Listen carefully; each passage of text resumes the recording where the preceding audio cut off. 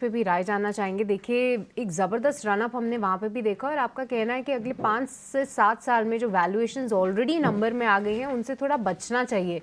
PSUs अभी valuation के लिहाज से आपको कैसे दिख रहे हैं?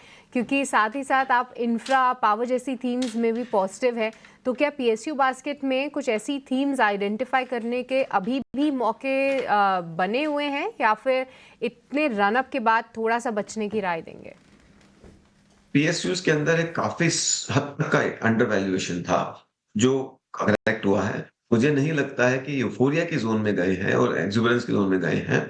पर हाँ, इतना बड़ा चलने के बाद में थोड़ा बहुत करेक्शन होना, कंसोलिडेट होना स्वाभाविक है। तो आपको शायद शॉर्ट और मीडियम टर्म में रिटर्न्स ना दिखे।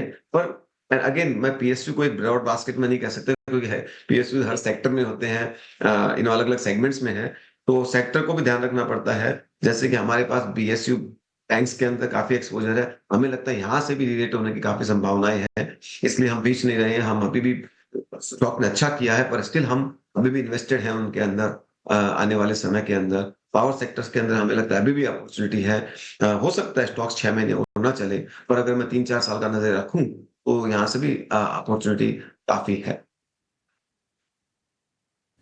ठीक है।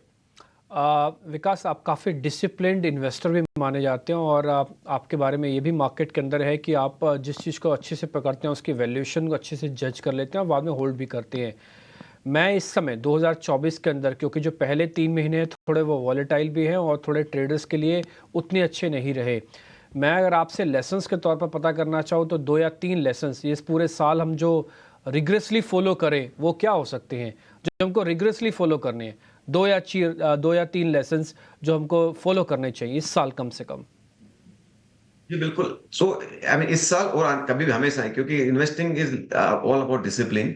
तो सबसे पहले तो वहाँ जहाँ सबको भागना है, सब में एक मोमेंटम बना हुआ है, भेड़-चाल चली हुई है, वहाँ जाने से कभी पैसा नहीं बनता है, क्योंकि वहीं पे आपको pockets of over valuation euphoria मिलेगा।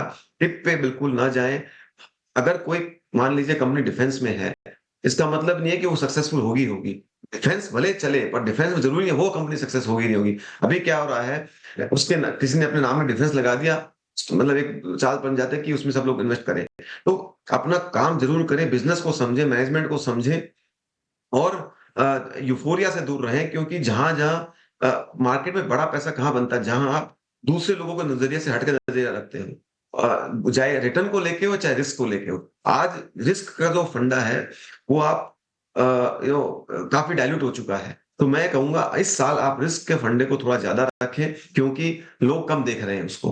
जहाँ लोग कम देख रहे हैं, वहाँ पे ध्यान रखेंगे तो आपको फ़ायदा होगा। और दूसरी बात ये कहूँगा कि अ, कॉमन सेंस और फंडामेंटल्स पे ही ध्यान दें, सुनी-सुनाई बातों पे ध्यान ना दें। और तीसरी बात ये कहूँगा कि जब सब लोग पैसा बना रहे हो, कई बार अगर आप नहीं बना रहे हो, it is okay to have left out feeling, never invest out of FOMO. Because जब आप हमेशा फोमो से इन्वेस्ट करते हो, तब आपसे गलतियाँ होती ही होती है। तो मैं बस ये 2-3 चीज़ें आपको कहना चाहूँगा। अदरवाइज़ इन्वेस्टिंग में अगले 10-15 सालों में इंडिया में इतना पैसा बनेगा, शायद हम लोग सब अपने आप से सरप्राइज़ हो जाएँगे।